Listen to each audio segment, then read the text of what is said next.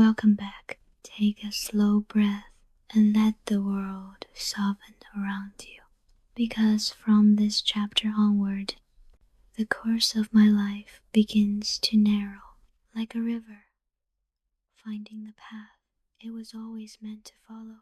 The days of quiet learning, of hidden glances, and unspoken shifts have passed. Now comes the part where the world around me starts to reveal its true face, its ambitions, its dangers, its hunger. In this chapter, you will hear how the currents of power moved closer to me, how decisions that once felt small began to shape the edges of a destiny I could no longer escape. Breathe with me and walk beside me again. The next turning of my story begins now. When a campaign ends, the world does not return to silence. It returns to echoes. The battle may be won. The enemy may retreat. The river may wash the last blood from its banks. But the echoes remain. They follow you, cling to your armor, press themselves into your lungs. The jungle behind us was a world soaked in ghosts, and the road ahead was long enough that even the strongest men feared what they might become before they reached Babylon again. I rode at the front, though every step my horse took sent fire through my wound. My bandages were stiff with dried blood. My left arm barely lifted. The weight of my armor felt like a mountain. But a queen who falls once is wounded.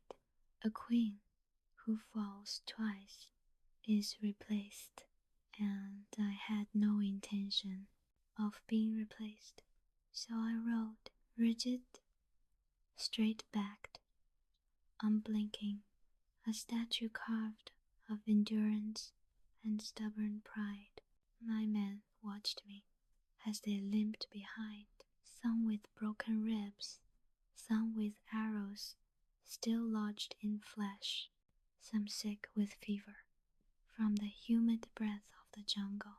But they moved because I moved. Queens do not return on litters. Queens do not collapse. Queens do not cry out in pain. So I did none of these things. I swallowed pain like bread and kept moving. On the seventh day, the winds shifted, the jungle thinned, the trees grew sparser, the ground hardened beneath our boots, and something even more extraordinary happened. My army grew silent, not the quiet of defeat, the quiet of thinking. Men who had sung marching songs now walked in wordless contemplation. Men who once argued over supply rations now watched the horizon as though searching for something they feared to find. War can exhaust a man's strength, but silence exhausts his soul, and his silence was mine. I had brought them here. I had nearly lost them. I had brought them back. They did not know what to feel, neither did I.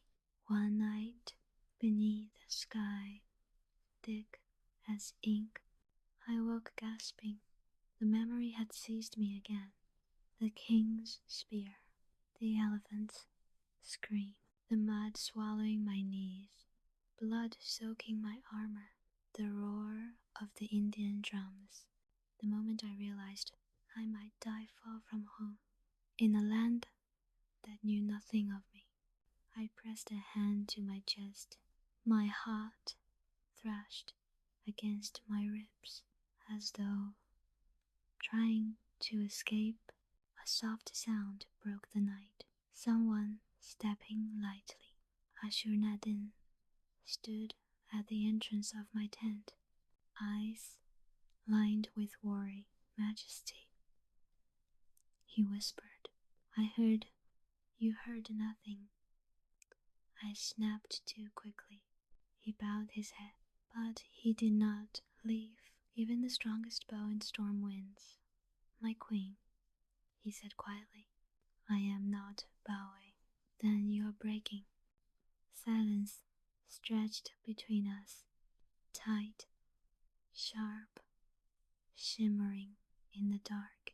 I do not break, I whispered, but my throat tightened, my breath trembled, my eyes burned.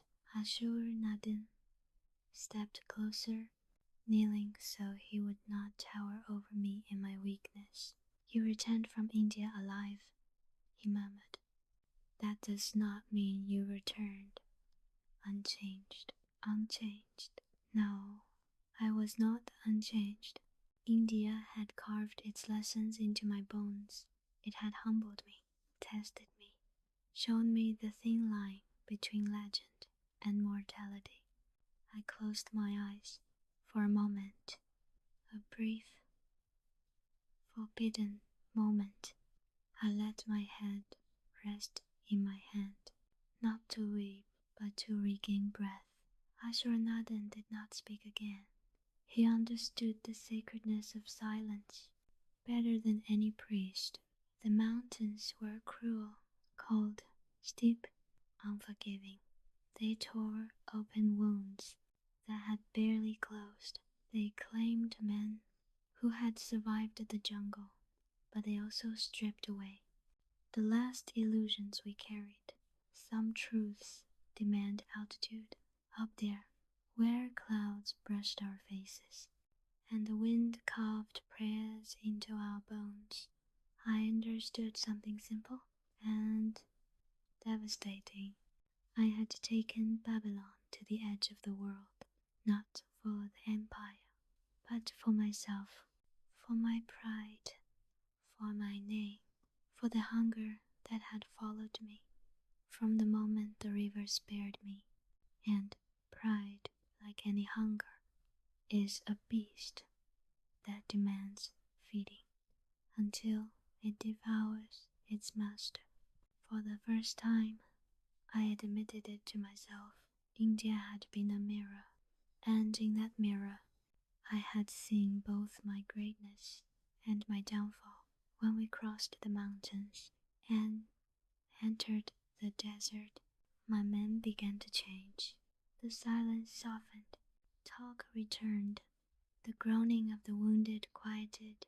They were closer to home, closer to safety, closer to the wives who waited, closer to the sons who prayed, closer to the familiar taste of bread that was not soaked in monsoon rain.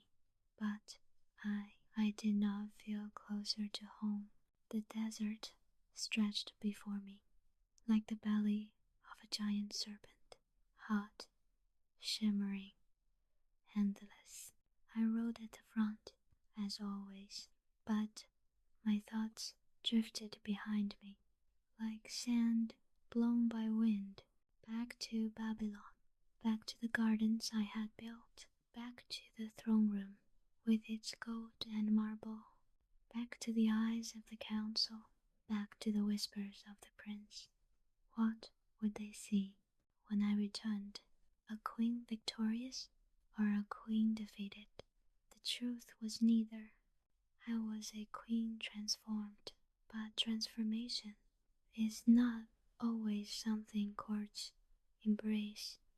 On the 15th day of desert travel, a courier reached us, exhausted, dust-coated, barely able to dismount.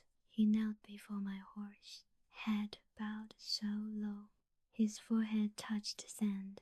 My queen, he gasped, Babylon, Babylon has changed. My breath stopped. Changed. Not a good word. Not a safe word. I lowered my voice. Speak. He swallowed hard. Some in the palace say you led the army into madness. I said nothing. Some say you chased glory at the cost of thousands. Not entirely untrue. Some say his voice cracked. The prince, Nina's son, claims you left Babylon unguarded and unworthy. Ah, there it was, the rot, the poison, the inevitable rise of resentment. I closed my eyes. The desert wind stung my face. And the people? I whispered. The courier hesitated. Some still love you, he said. Some worship you. He lowered his gaze. And some fear what your ambition brings. Fear, a familiar companion. I straightened in the saddle. Babylon fears me? I murmured. Good. Ashur-nadin looked at me sharply. Majesty, I raised a hand. If they fear me, then they have not forgotten me, I said. And a queen who is not feared is already overthrown. The courier bowed. I dismissed him, and we marched on. But the silence that followed was no longer the silence of grief. It was the silence of preparation, because I now knew I was not returning to celebration. I was returning to confrontation. The first glimpse of Babylon did not come with drums or shouts or celebration. It came quietly, its walls rising like a dream. Through afternoon heat, its gates shimmering blue under the dying sun. My heart twisted. I had left it as a conqueror. I returned to it as something else, not less, not more, just different. The men behind me murmured prayers. Some kissed the ground, some covered their eyes. But I did none of these things. I stared at the city that loved me, feared me, celebrated me, doubted me, and whispered, I am home. But home did not mean safety. Home meant the next battle, and I, worn, bleeding, scarred, yet unbroken, was ready for it, because queens do not return the same. Queens return, reborn, and Babylon had no idea what version of Semiramis was about to walk through its gates. Babylon did not roar when I returned. It watched. There is a kind of silence that weighs more than thunder. The silence of a city trying to decide whether to embrace its queen or fear her. As I passed through the Ishtar gate, my horse slow beneath me, my army limping behind. The people lined the streets, not cheering, not shouting, watching, eyes dark as river silt, faces unreadable, hands clutching children, bread, prayer beads, some filled with awe, some with relief, some with something colder, suspicion. Rumor had outrun me. It had flown back to Babylon on the wings of frightened couriers and eager enemies. They had heard I bled. They had heard I fell.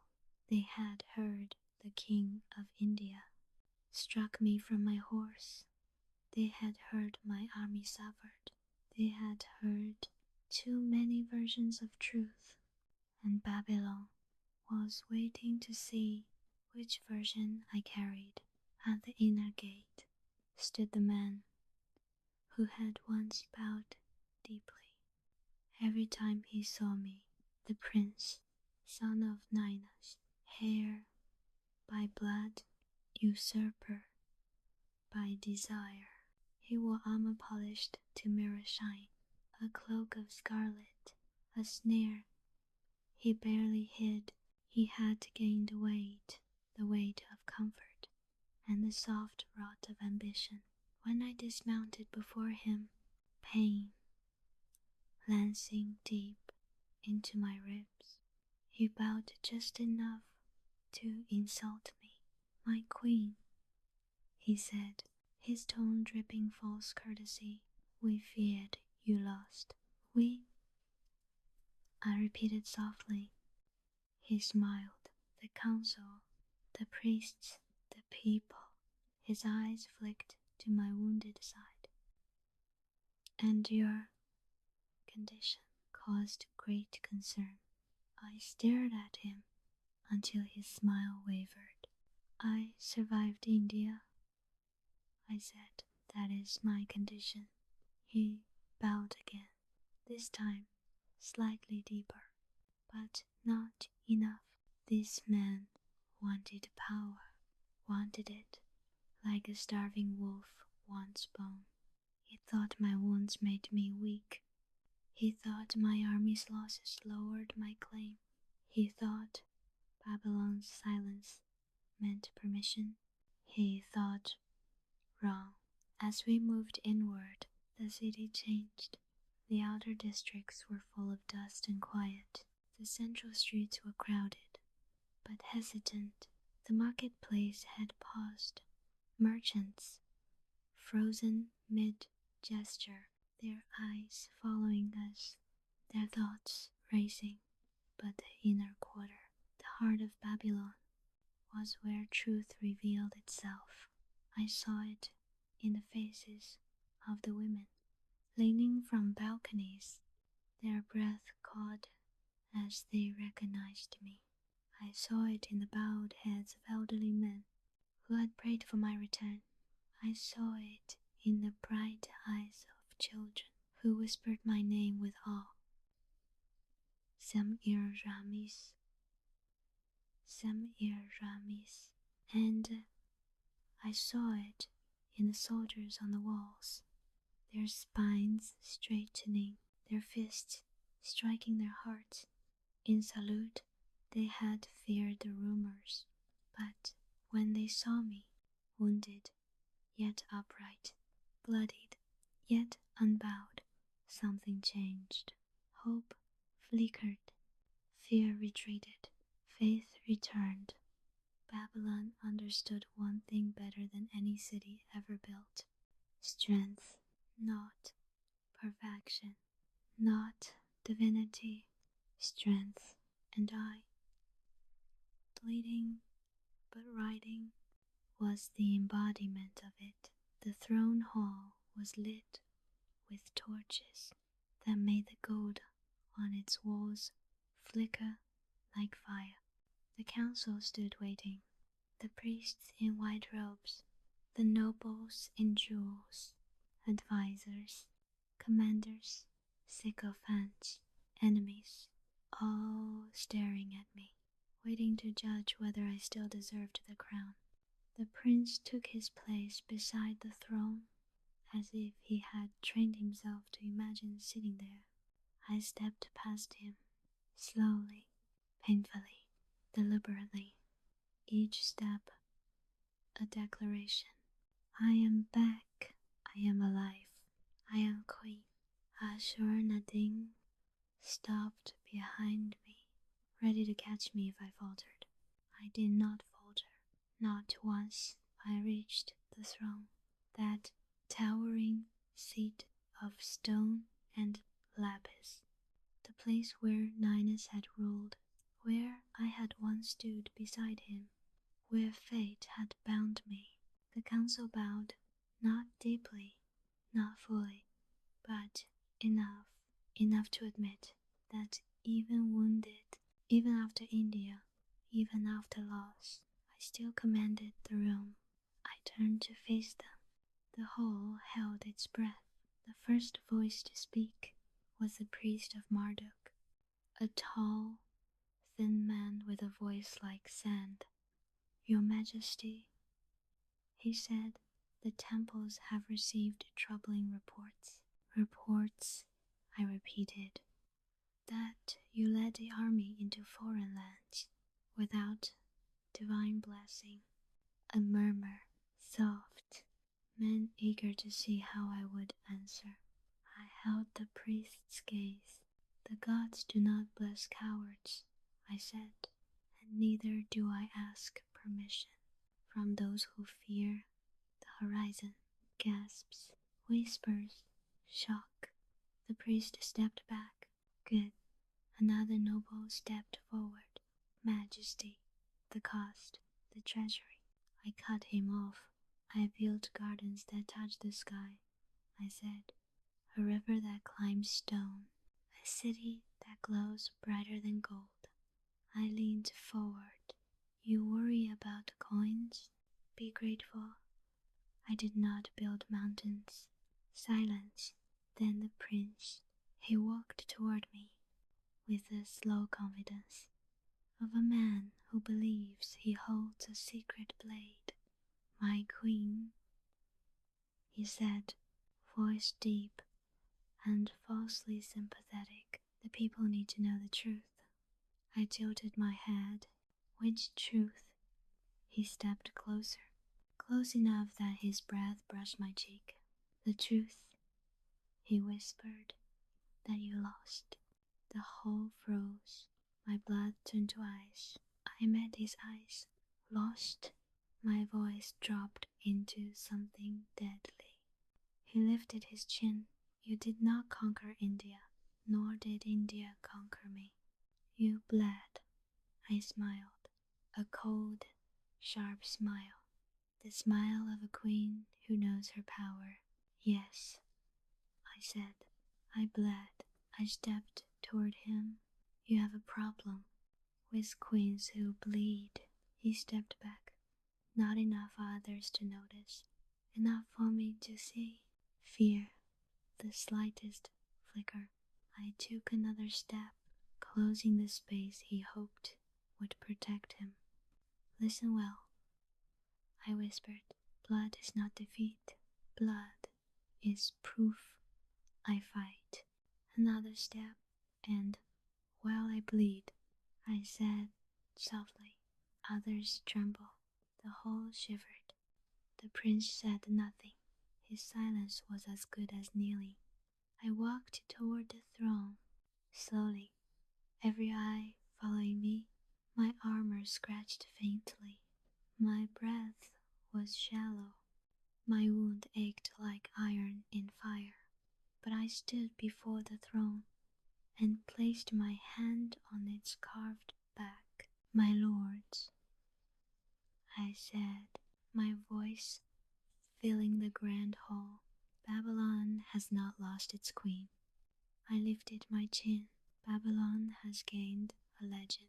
The hall stirred, restless, curious, frightened. I continued. I did not bring home gold, nor slaves, nor elephants. I paused. I brought home survival, wisdom, victory of a different kind. My voice dropped softer. I brought myself. Silence, deep, reverent, then slowly. One commander fell to his knees, then another, and another. The priests bowed their heads. The nobles lowered their gazes. The advisors pressed fists to their hearts. Even the prince, after a long moment, bent the knee. Babylon had chosen, not by cheers, not by war, by truth, by the truth that even wounded, even scarred, even changed. I was still Semiramis, queen, storm, builder of worlds, breaker of kings, and they knew there was no other like me. That night, alone in my chamber, I removed my armor with trembling fingers. The room was quiet. Lamps burned softly. Cold air seeped through stone. When I looked at my reflection in the polished bronze mirror, I did not see defeat. I saw something far more dangerous. A queen who had walked through hell and returned stronger. A queen who knew the limits of her mortality and the size of her legend. A queen the world would never forget. I touched my wound. It still burned. Good.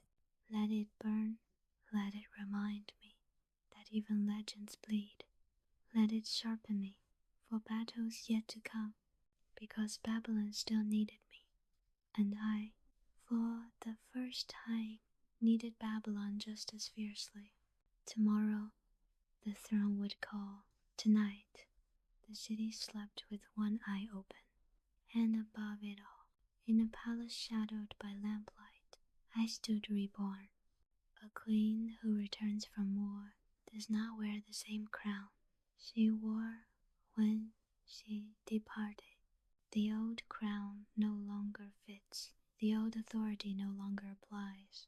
The old version of herself no longer exists. India had carved a new crown for me, not of gold, but of scars, not of jewels, but of lessons, not of divine right, but of raw, unforgiving survival. And Babylon, Babylon could sense the change. The city trembled, not because I demanded it, but because it could feel that the woman who walked its halls now was far more dangerous than the queen who had left. Sleep did not come. The palace was quiet, but quiet in the way a predator is quiet before it strikes. Whispers drifted through the hallways, some respectful, some fearful, some venomous. I removed the last pieces of my armor, slowly, painfully, each strap tugging at wounds that had reopened during the long procession. When the final clasp failed, I stood bare-shouldered before the mirror, my skin marked with bruises, my ribs bandaged, my side swollen and discolored. India had left its signature on my body, the way a sculptor leaves marks on stone. And I did not look away. If a queen cannot face her own wounds, she cannot expect others to follow her into theirs. I reached out, fingertips brushing the bruised reflection. Good, I whispered. Let the pain stay. Let it remind me that I am alive. Behind me, a soft voice broke the stillness. Majesty. Ashur-nadin stood at the entrance, eyes lowered, the same loyal gravity shaping his posture. The prince requests an audience. My jaw tightened. Tonight, he insists. I exhaled through clenched teeth. He thinks I'm weak, I murmured. Ashur-nadin hesitated. He thinks he has a chance. A crack of laughter escaped me. Low, sharp, humorless. Then let him come. He entered my private chamber with confidence he had not earned, the confidence of a man who had never faced mud or blood or war. He stood tall, taller than I remembered, fat with privilege. Majesty, he said, bowing theatrically. Speak. I answered, not offering him a seat. His smile froze. He cleared his throat. The council is unsettled. The council is always unsettled. The priests worry about the losses. The priests worry about dust on statues. His jaw tightened, and the people love me. I cut in and fear me. Both are useful. He stepped closer, his cloak dragging softly across the stone. You could rest, he said carefully. You could allow me to take on some responsibilities while you heal. There it was, the blade behind the honeyed tone, the thread wrapped in silk. I looked at him slowly, letting silence sharpen my gaze. You offer help, I said, but What you want is power. He did not deny it. He did not need to. Men like him never truly understand that queens see everything. I took one step toward him, limping, yes, but with a presence that made him step back despite himself. You think a wound makes me weak? I whispered. You think blood makes me blind? You think India made me small? His throat bobbed. The council believes. The council believes what I allow it to believe. I hissed. He swallowed again. I leaned closer. Listen to me carefully. I whispered. While I breathe, you will not touch the throne. You will not touch the council. You will not touch the army. And you will not touch my crown. His cheeks flushed with anger. You cannot rule forever. He spat back quietly. Sooner or later, I cut him off with a whisper, soft as a blade. I am not planning to rule forever. I paused. I am planning to rule until I choose not to. His breath caught, because that was not the answer he expected. He had expected denial, fear, vulnerability, not control, not clarity, not strategy. I turned my back to him. The greatest insult a queen can give. You may leave, Majesty. My voice cracked like a whip. Leave. He left, not in triumph, in retreat. Babylon watched me. Not just the nobles, not just the priests, the city itself. Every step I took through the palace halls sounded louder than before. Every whisper seemed sharper. Every torch burned brighter. People bowed deeper. Soldiers saluted harder. Servants stepped aside faster. Not because I demanded it, because they sensed the truth. A wounded queen is more dangerous than a whole one. A whole queen still believes in mercy. A wounded queen knows the cost of it. I began with the army, soldiers who returned victorious are easy to rule. Soldiers who return broken must be reforged. So I spoke to them, not from the balcony, not from the throne, but among their tents. I stood with them in the courtyard where they slept on mats, because the wounded outnumbered the beds. They stared at me in disbelief. Some wept silently, some bowed, some touched their foreheads to the ground. And I said to them, you lived because you fought, because you refused to die. And now Babylon breathes because of you. Their backs straightened, their eyes glowed. Hope returned. A queen does not rebuild armies with gold. She rebuilds them with meaning. Next, I went to the builders. Raise columns higher, I said. Let the city see strength. I went to the artists. Carve victory. I ordered, not defeat. Let them remember India as survival, not sorrow. I went to the priests. Marduk carried us through the jungle, I said, and he carried us back home. They bowed, their egos soothed. I went to the gardeners. More vines, I said, more flowers, more color. A city that bleeds must also bloom. 1 month later, the first stories began to circulate. Children whispered she fought elephants. She survived the jungle. She faced death and spat in its face. Mothers said, she is chosen by Marduk. She is ire, she is storm. Fathers said she is Babylon. The priests added their own flourishes, visions, omens, divine winds.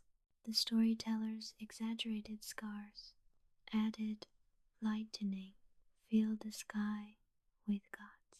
And I let them, because truth builds respect, but myth builds empires. One night, as the moon curved sharp as a sickle, Ashur-nadin entered my chamber without knocking, the one privilege I allowed him.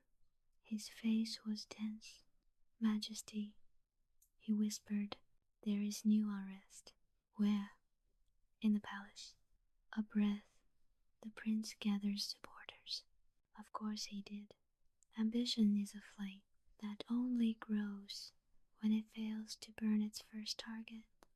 I rose from my seat, slowly, painfully, but with purpose. Then I said quietly, let him gather them. Ashur-nadin frowned.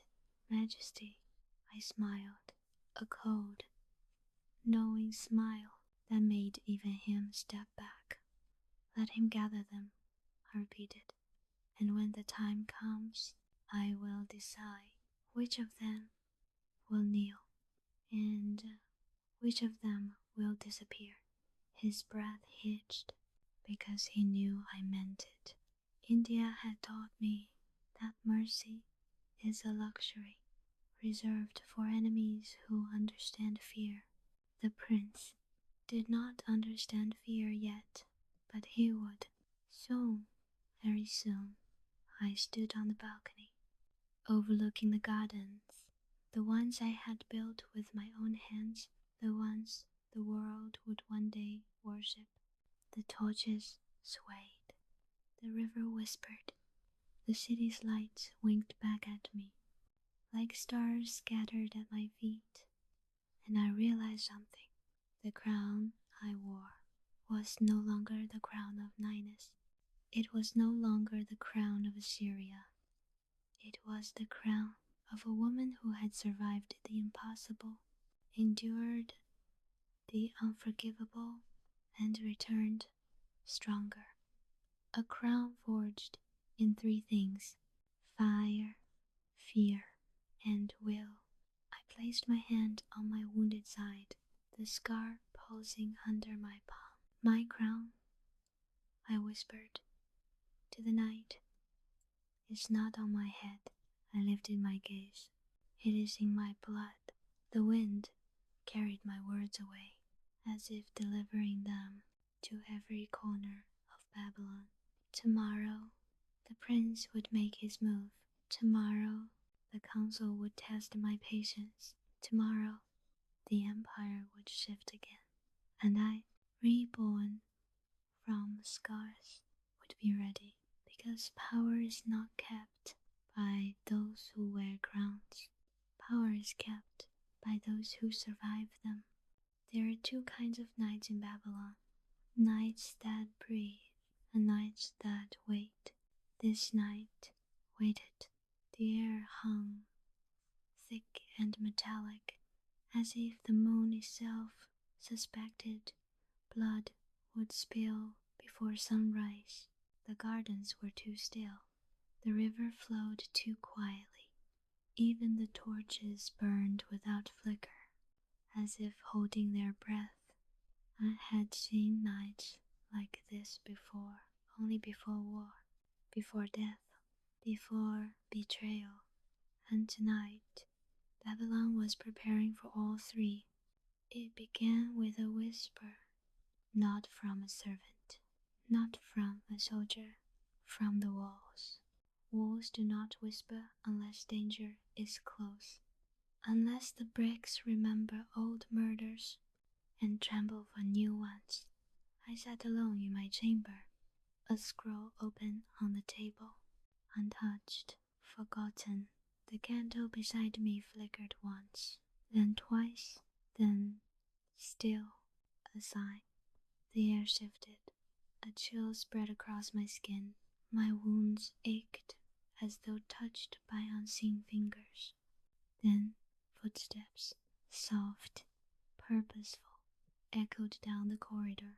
Not Ashur Nadine, not guards, not servants. These steps belonged to men who had been told the queen was vulnerable, or worse, that the queen would not fight back. I rose slowly, carefully. Pain radiated from my ribs, but I welcomed it. Pain sharpens. I took no sword, no spear, only a dagger, light enough for a wounded arm, deadly enough for ambition. When I opened the chamber door, the corridor was empty, but the air tasted like treachery. He appeared from the shadows, as if pulled by fate itself. Majesty, he whispered. Breathless, they are moving. Who? The prince, 3 nobles, 2 captains from the palace guard, and the priest of Shamash. A smile, thin and dangerous, curved across my lips. It seems they have grown bold. Ashur Nadine's face was bleak, bold, and armed. How many? 40, Majesty. No, 50. More joined by the hour. He stepped closer, lowering his voice. They believe you are weakened. I looked down at my hand, still trembling from the fight with India. The bandages beneath my clothes still damp. Then I met his eyes. Let them believe. We moved silently through the palace's inner halls, places where the bricks still carried the heat of the day, and the moonlight cut long blue blades across the floor. Ashur Nadine led the way, his hand always near his sword, eyes sharp, breath steady. He knew, he felt it too. This was not a night we would forget. When we reached the high balcony, overlooking the central courtyard, I froze. Below us, in the pale silver light, stood the prince, surrounded by nobles whose pride outweighed their loyalty, surrounded by soldiers whose loyalty had been bought with gold rather than honor. They stood in a tight circle, whispering urgently. Weapons glinted, armor rattled quietly. A torch sputtered near the fountain, casting long shadows that moved like serpents. The prince spoke first. I recognized the arrogance in the tilt of his chin. She is wounded, he hissed. She can barely stand. She clings to power out of fear. A noble murmured, if she learns what we plan, she won't. The prince snapped, tonight we end her rule. Tonight, Babylon returns to men. I smiled. Men, oh, how fragile they become when they imagine power is theirs for the taking. Ashur Nadine leaned close. Majesty, what are your orders? My orders? I whispered, no. Tonight, Ashur, we act without orders. He blinked. Majesty? I stepped out of the shadows. My footsteps echoed like a slow, deliberate drum. The prince froze. Every noble turned. Every soldier stiffened. I descended the stairs, one by one, my dress flowing like a shadow behind me, my hair loose around my shoulders, my dagger glinting at my side. My wounds ached, my breath shook, but my gaze was unbreakable. I reached the final step. In that silence consumed the courtyard. The prince was the first to find his voice. "My queen," he said stiffly, surprise curdling into anger. "I did not summon you." "You never could," I replied softly. Whispers rippled across the courtyard. He forced a laugh. "You walk like a ghost. Semiramis, are you certain you are not too injured to rule?" I stepped closer, so concerned. I murmured, "For a queen you intend to replace." Gasps. The prince's face hardened. "Enough, guards." He lifted his hand. It did not matter, because the guards did not move, not toward him, not toward me. They stood frozen, eyes flicking between us, counting danger, measuring power. I raised my chin. "Which of you," I asked quietly, "dares lift a blade against me?" Silence. Then, one by one, as if pulled by gravity, the guards lowered their spears. The prince paled. "You betray your future king?" he hissed. A captain stepped forward, placing a fist over his heart. "We do not betray kings," he said. "We obey them." He bowed to me. The prince's mouth fell open. Panic trembled in his voice. "You cannot do this," he whispered. "The council, the priests, the law." I stepped closer, so close I could see fear gather in his eyes. "Listen well," I said softly.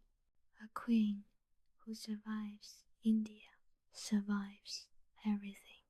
I touched the point of my dagger to the center of his throat. He gasped, breath catching. "And tonight," I whispered, "Babylon returns to the one who bled for it." His knees buckled. He fell, not from the blade, but from the truth. He knelt, not out of loyalty, out of survival. The nobles trembled. Some tried to kneel, some tried to flee, some cried for mercy. I gave none, not because of cruelty, because of necessity. Power is not preserved by letting snakes slither back into grass. I pointed at 3 nobles. "Imprison them." I pointed at 2 captains. "Strip their command." I looked at the priest of Shamash, the man whose whispers had fed the prince's ambition. "You," I said quietly, "have 1 hour to leave Babylon. If you remain when the sun rises, I will hang you from the ziggurat walls." He collapsed to his knees, weeping. "Good. Let the gods accept his tears." And I turned to the prince. He knelt before me, hands trembling, face pale and slick with sweat. He expected the dagger, expected death, even hoped for it. Cowards often hope for quick ends, but I leaned close and whispered the worst fate of all. "You will live." His breath shuddered.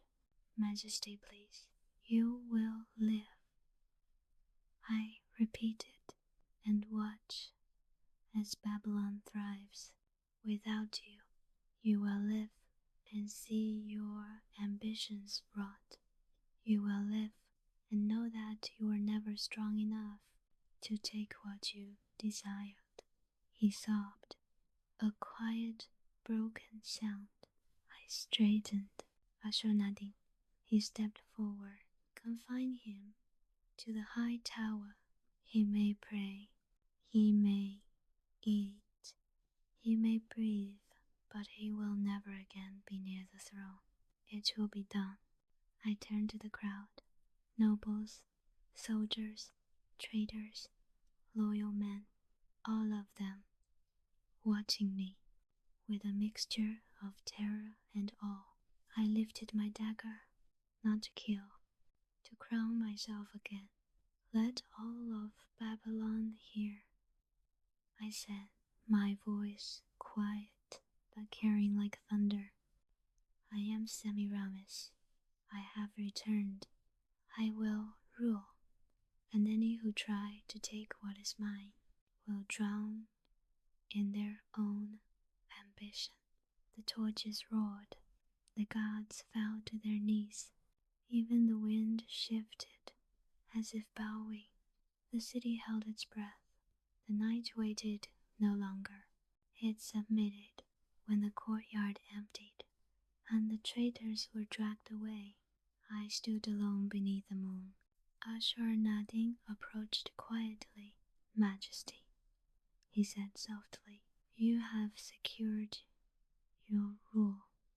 I looked at the dagger in my hand, at the blood on its tip, at the trembling that had finally caught up with me. No, I whispered, I have secured Babylon. Then I finally allowed myself a breath. Deep, slow, painful. The night of knives was over, but the story of Semiramis had only sharpened. There comes a moment in every ruler's life when the crown stops feeling like a burden and begins to feel like a second heartbeat. For years, my crown had been weight, gold, stone, expectation, history. But after the night of knives, after India, after blood dried on my hands, and treachery lay trembling at my feet, something shifted. The crown no longer rested on my head. It lived in me, in every decision, in every breath, in every step across the palace floors. That whispered with the memory of danger. I had survived the jungle. I had survived betrayal. I had survived myself. Now came the final era, the flowering of my reign, not with war, but with creation. Creation sharper than battle, creation more dangerous than conquest, creation that would outlive my bones. At dawn, I stood on the balcony overlooking the gardens, my gardens, and watched as Babylon exhaled. Smoke rose from bakeries. Merchants opened their stalls. Children ran barefoot through alleyways. Priests lit morning incense. Soldiers changed their watch. And all of it, every breath, every sound, every flicker of life, moved in quiet rhythm with my heartbeat. After the chaos of war, peace felt like a foreign land, a land I intended to conquer. Ashur-nadin approached. Majesty, he murmured, the city is waiting. For what? For your next command. Ah, a city waiting for command is a city ready to be reshaped. I turned away from the gardens. Then let us reshape it. I summoned the architects first, men with ink-stained fingers and minds full of angles and dreams. They bowed, surprised to be called. Rise, I said. I did not call you to kneel. I called you to imagine. Ink-smeared scrolls were unrolled, sketches laid bare. Tentative ideas whispered. I swept them aside gently. No, I said, not small things, not safe things. I pointed to the horizon. The world tried to break me, so we will build a world that cannot be broken. Their eyes widened. I spoke softly, but my voice filled the room. Raise towers so high that the gods mistake them for mountains. Carve canals so wide that the tigress becomes jealous. Build gardens that breathe in the sky and fall like waterfalls of green. Let Babylon become a dream. No foreign army can even imagine destroying. The architects bowed their heads, not out of obedience, but devotion, majesty. One whispered, "The cost Babylon will pay," I said, "and I will build." We worked for weeks, no, months, drawing, walking, imagining, reshaping. Some plans were too bold, some too fragile. Some would take years beyond my life, but I planted the seeds anyway, because queens who fear their mortality leave nothing. Queens who embrace it leave everything. If Babylon was a heart, its gardens were its breath. I had built them once, but war had bruised them, neglect had dimmed them, and treachery had allowed weeds to choke the paths. I did not wait for servants. I walked into the gardens, barefoot, wounded, with sleeves rolled above my elbows. The gardeners gasped, "Majesty, bring water," I said, "and seeds and tools." They hesitated. "A queen does not." "A queen does whatever she must," I murmured. I knelt beside the soil, warm, dark, alive. My fingers dug in, searching for roots, still breathing. I pulled weeds, cut vines, lifted wilted leaves with care, as if they were wounded soldiers. The gardeners joined me, slowly, at first, then with fervor. Soon dozens moved through the garden, each whispering prayers to the earth, as if coaxing it awake.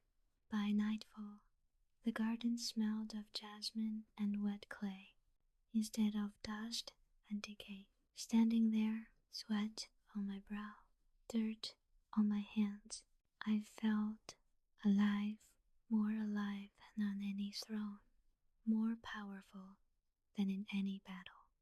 Creation is the quietest kind of victory. Next came the army, not with parades, not with medals.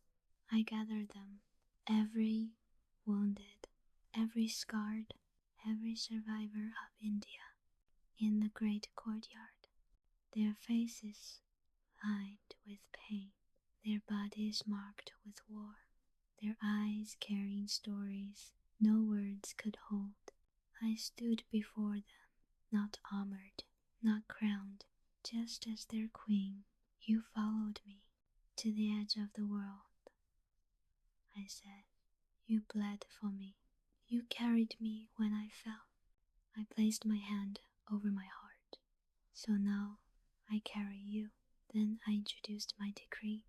Every soldier who returned from India would receive land, fertile, prosperous, sacred, enough to feed his family for generations. A ripple of disbelief moved through the crowd, then a roar of gratitude. Men knelt, some sobbed openly, some struck fists to their chests, some whispered my name through tears. But I lifted a hand. "Stand," I said softly. "You knelt enough in India. Stand and be men of Babylon again." And they stood, strong, tall, proud, an army reborn. The storytellers came next, their voices returning Babylon to song, their words painting me, not as a queen who survived, but as a queen who transcended. She faced elephants with fire in her eyes.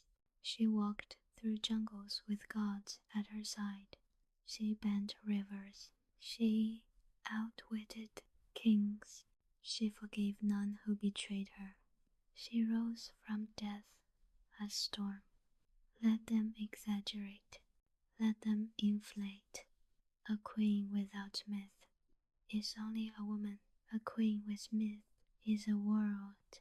But flowering attracts insects, whispers slithered, old nobles plotted, foreign emissaries watched too carefully. The priesthood murmured about divinity and danger in the same breath. Ashurnadin kept me informed. Majesty, he said one night, bowing low, some believe you rise too quickly. I smiled. It frightens them, I said. Yes, good.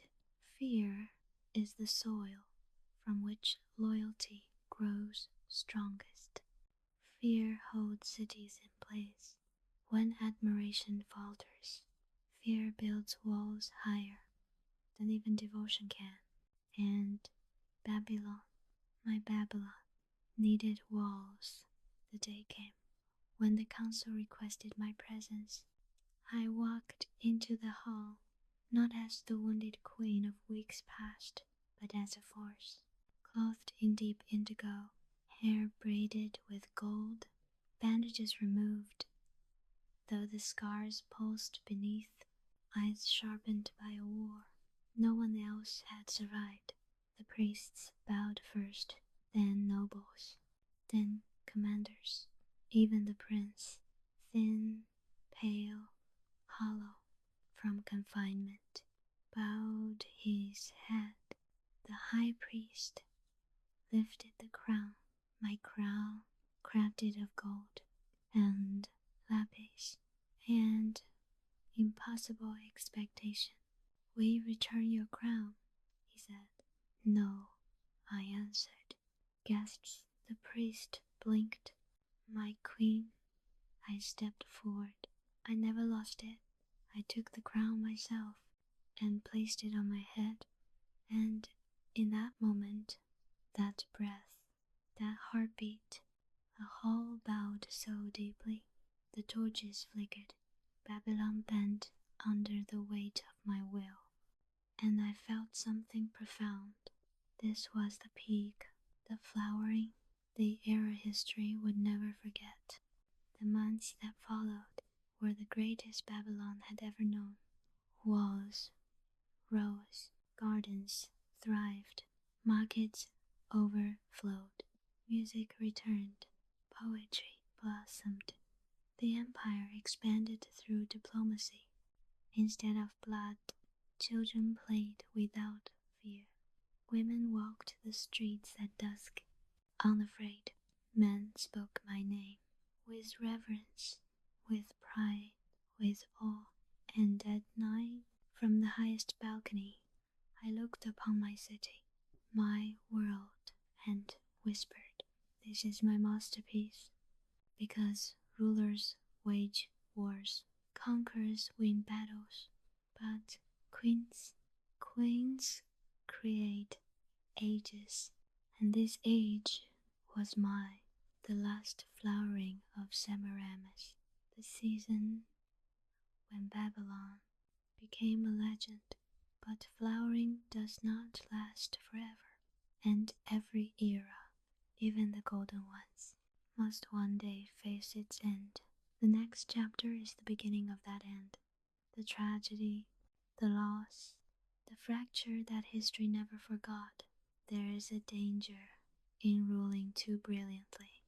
A city dazzled by light forgets the existence of shadow.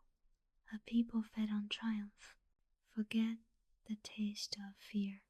And the queen, adored as a legend, forgets that legends by nature do not grow old. I did not forget, but he did. My son, the boy Babylon adored, the boy whose smile softened every soldier's face, the boy who watched me build empires and believed he could inherit them without bleeding for them, a boy who was no longer a boy. Men become dangerous, not when they hate their mothers, but when they envy them. And envy, when left unfed, becomes hunger. Hunger becomes bitterness. Bitterness becomes rebellion. It began with small things, whispers that he wished to take command of the army, rumors that nobles sought his ear in private, servants mentioning he had been seen walking the palace halls at night, restless, angry, his footsteps echoing too loudly. Then one morning, as I entered the throne hall, I found him sitting, not on the throne, but on its steps, close enough to taste its power, not close enough to hold it. He looked up, his eyes, once bright with innocence, now sharp as newly polished obsidian. "Mother," he said, as if the word were a stone in his mouth, "when will you allow me to rule?" I paused. "When you are ready," I answered. He stood. "Then why will you not teach me?" "I am teaching you." "No." His voice hardened. "You are dazzling me." I stepped closer. The torches flickered as I passed. And I am not blind," he hissed. "The people worship you. The priests fear you. The generals obey you. They call you goddess, mother of empire, queen of the world." His fists tightened. "And what am I?" My voice was calm. "You are my son." But calm is not always comfort. Sometimes calm is insult. His jaw clenched. "That is no longer enough." And with that, he walked past me, the first man to ever turn his back on a queen and believe he deserved to do so. In the weeks that followed, Babylon blossomed. Trade routes doubled. Allies visited. Arts flourished. But beneath the perfume of prosperity drifted another scent, doubt, not toward me, toward him. Nobles whispered, "The prince is impatient." Generals warned, "He seeks power without discipline." Priests murmured, "He believes himself touched by gods he has never met." And worst of all, commoners began to ask, will he ever be a fraction of what she is? Such comparisons can break a man even more surely than war. I tried to speak with him, tried to guide him, tried to soften my edges so he would approach without fear.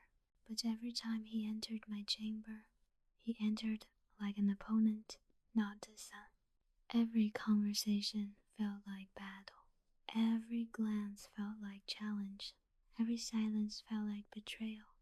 He looked at my crown, the way a starving man looks at bread. The day everything cracked was the day Babylon celebrated, the festival of lions, a ritual of power, spectacle, and imperial might.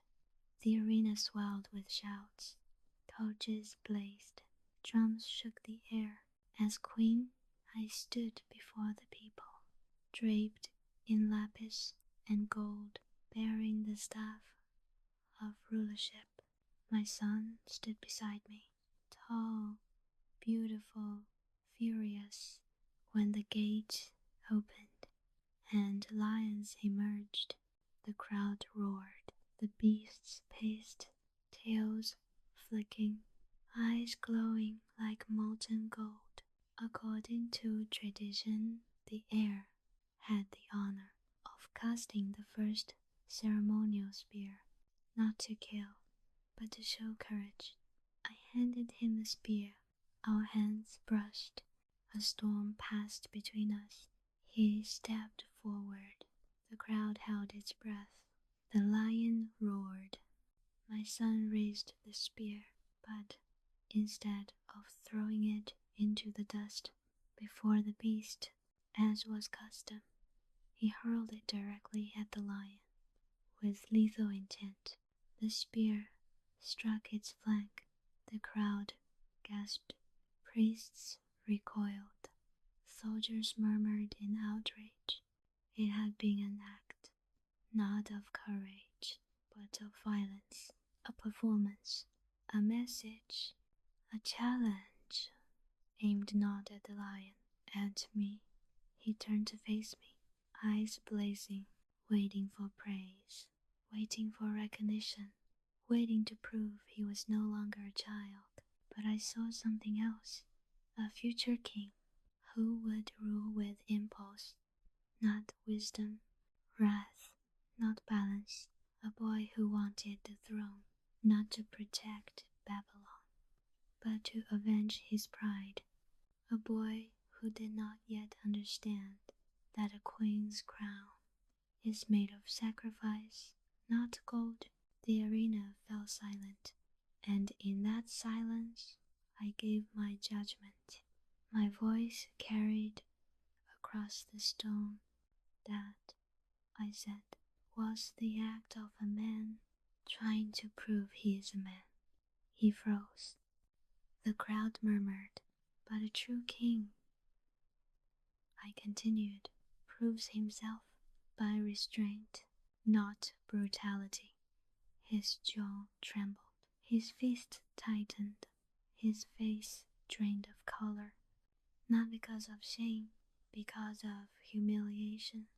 Humiliation burns deeper than any wound, and from that moment I knew I had not wounded a prince.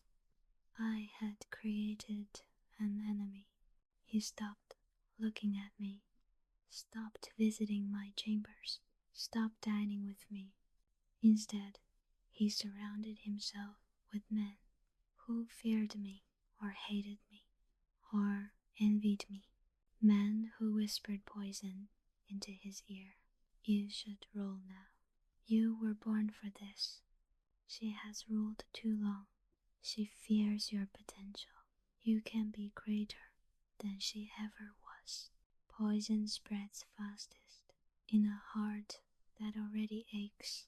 One night, Ashurnadan entered my chamber, bowed deeply, and spoke the words I had feared since India.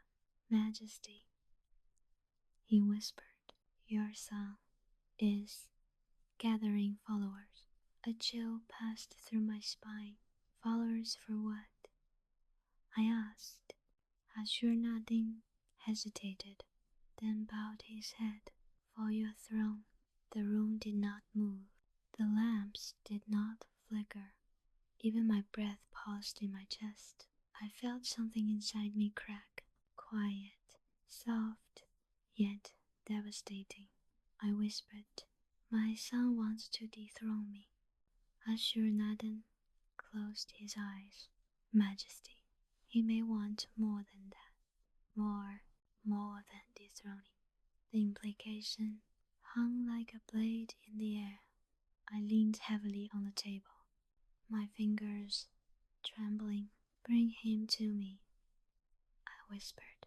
For the love of the gods, bring him to me. Ashurnadin's face was grief-stricken. He refuses to see you. It felt as if an arrow entered my chest. My son, my blood, my legacy, refusing me. Refusing the woman who had carved the world for him. The greatest pain is not betrayal by enemies. The greatest pain is betrayal by the one you would die for. That night, I wandered the gardens alone. The moon hung low, pale gold through drifting dust. Every flower seemed wilted. Every tree seemed watchful. Even the fountains whispered of sorrow. I touched the vines I had planted with my own hands weeks before. Now they felt cold. I whispered to the darkness, where did I fail him? The silence answered. Silence always answers questions we are afraid to ask out loud. I sank onto the stone bench beneath the fig tree where I had once braided his hair. When he was small, when his laughter echoed through the courtyard. Like sunlight, my fingers trembled. My heart, iron for so long, finally softened, and I whispered something no queen should ever have to whisper. I may have conquered the world, but I have lost my son. Tears did not fall. Queens rarely cry, but grief settled inside me, ancient and patient, like a coiled serpent, because I knew what was coming.